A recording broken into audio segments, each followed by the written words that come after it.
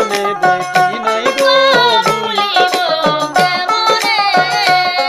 যারে একবার দেখলাম নয়নে তারে ভুলিব কেমনে জিকির করতে করতে 11 জন আউলিয়া কি করে ছয় লতিফা জিকির ছেড়ে হানাফিলায় চলে জিকির ধ্বনি শুই না আবু হাসান গেল পাগল হইয়া জিকির করতে করতে 11 জন এক জায়গায় গেল হইয়া 11 জনে আউলিয়া তারা একটা ফুটবল আকার নিল গো ভুলিব কেমনে আমি ভুলি ভুলি কইরা বন্ধু ভুলিতে পারি না ভুলিব কেমনে যারে একবার দেখলাম নয়নে তারে ভুলিব কেমনে 12 জন আউলিয়া এই যে 11 জন আউলিয়া একটা ফুটবল আকার নিল জিকির করতে করতে এই অবস্থায় 40 দিন চলে গেল 40 দিন পরে জিকির সমাপ্ত হইল আবু হাসান এই 40 দিন দাঁড়াইয়া রহিল আহার নিদ্রা নাইকা খাওয়া ওই দাঁড়াইয়া ছিল গো ভুলিব কেমনে যারে একবার দেখলাম নয়নে তারে ভুলিব কেমনে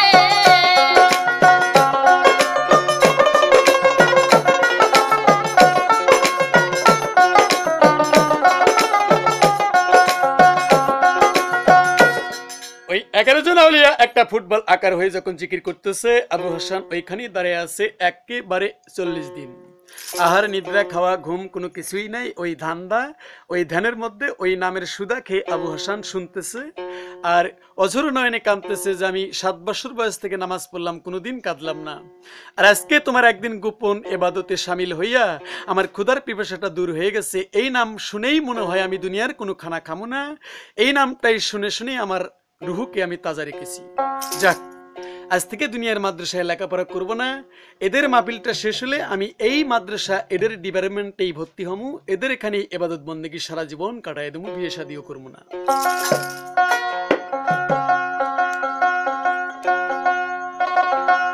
জিকিরটা শেষ হওয়ার পর উনি দরবারের মধ্যে গিয়ে কয়ে হুজুর বেদবি ক্ষমা করবেন আমি আপনাদের কাছে মুরিদ হমু বলতেছে এ বালক মুরিদ হইবে ঠিক আছে তুমি ওখানে দাঁড়াও আমরা মাহফিল শেষে একটা মোনাজাত আছে এই মোনাজাতটা একটু করে নেই তারপরে তোমাকে মুরিদ করবো কিনা পরে চিন্তা ভাবনা বড় পীরে দুটা হাত তুলে আল্লাহর কাছে ফরিয়াদ করলো যে মাওলা আজকে 40 দিন থেকে তোমার ইবাদত করলাম ডাকলাম আল্লাহ পাক তুমি পৃথিবীর মানুষকে হেদায়েত করো সকল মানুষদেরকে তুমি ক্ষমা করে দাও এই মোনাজাতটা করতেছে আরশ থেকে মোনাজাতটা ঘুরে বড় পীরের কাছে আসে আওয়াজ আসলো বড় পীর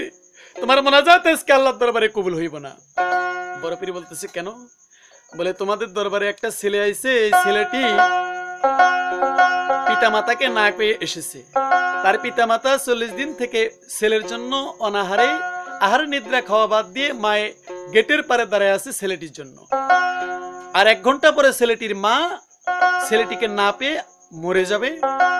আর তোমার কর্তব্য ছিল যেদিন এসেছে ওই দিন জিকিরটা বন্ধ করে ছেলেটিকে বাড়িতে পাঠান তুমি তো তাহা পাঠালে না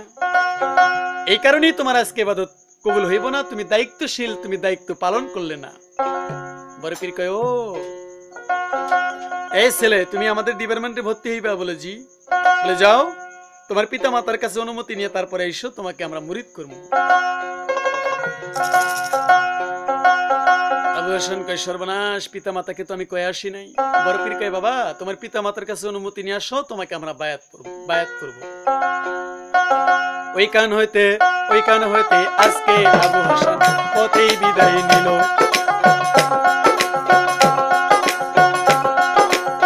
বিদায় লইয়া আপন গৃহে এবারও চলিল গেটের পারে মা জননী রইলেন দাঁড়াইয়া 40 দিন আহার নিদ্রা খানা খাদ্য নাই কিছুক্ষণ পরে মা মরে যাবে ছেলের শোকে তাই জয়া বলে ও গো মা আমি এসেছি তোমার কাছে ভুলিব কেমনে আমি ভুলি ভুলি কইরা বন্ধু ভুলিতে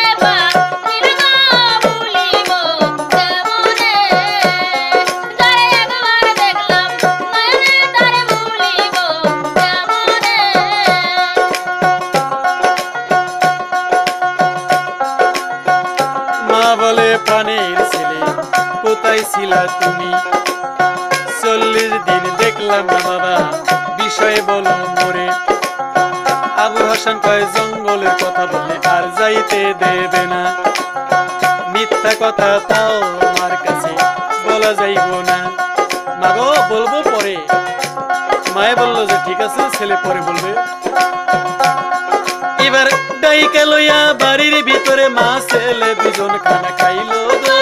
ভুলিব কেমনে তারে একবার দেখলাম নয়নে তারে ভুলিব কেমনে বাড়ির ভিতরে নিয়ে বলতেছে বাবা 40 দিন কোথায় ছিলা ছেলে কয় যদি জঙ্গলার কথা কই তাইলে মায়া আমারে যেতে দিব না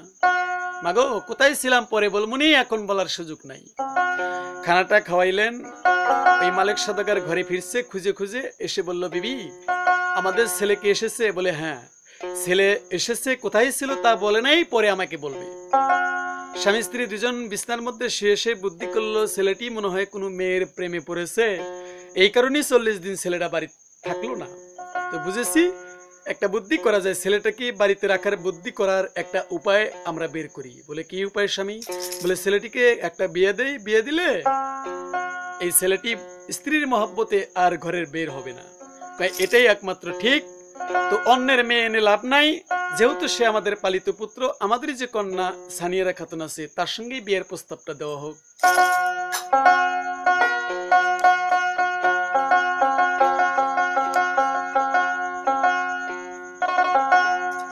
ঠিক আছে তাহলে প্রস্তাবটা নিয়ে যাওয়া হোক প্রস্তাব যে নিয়ে গেল আবু হাসানের আবু হাসান বলছে মা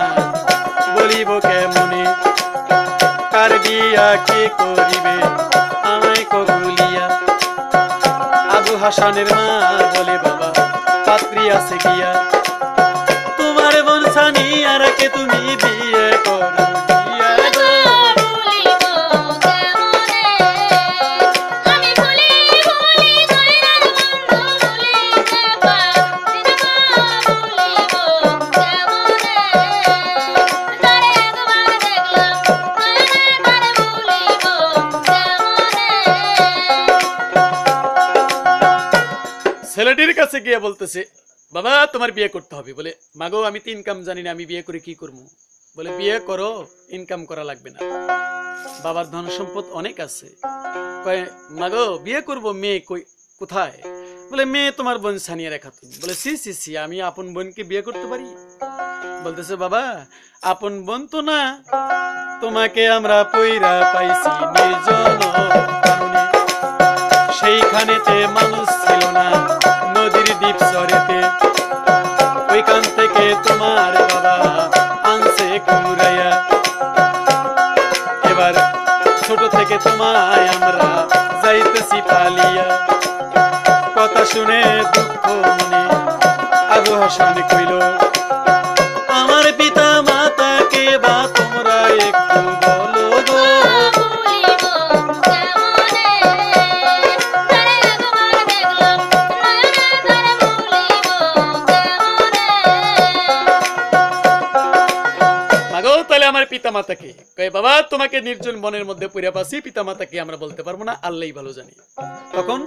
ছেলেটিকে ঠিক আছে আপন বোন যেহেতু না তাহলে বিয়েতে আমি রাজি মোহাম্মদ সারামতে আইন মোতাবেক ওদের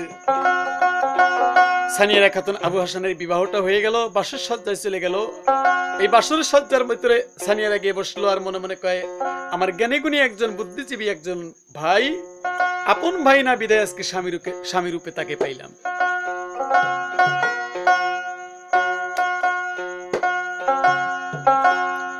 এবার আবু হাসান বাসর সজ্জায় যাবে এই সময়ের মধ্যে মায়ে বলতেছে বাবা যাও তোমার স্ত্রীর সঙ্গে বাসর করো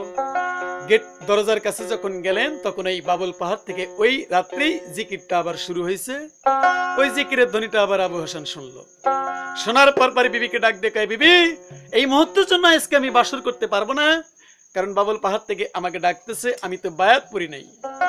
স্বামী বায়াত পড়েন নাই মানে আপনি তো 4 কালেমা পাঠ করেন কয় বিবি গো 4 কালেমা পাঠ করি ঠিক আছে কিন্তু আমি তো বায়াত পড়ি নাই বায়াত না পড়া পর্যন্ত পূর্ণ মুসলমান হওয়া যায় না আর বিয়া মুরিদান হয়ে যদি আমি তোমার সঙ্গে বাসর করি তাহলে তোমার ঘরে কোনো সন্তানাদি হইলে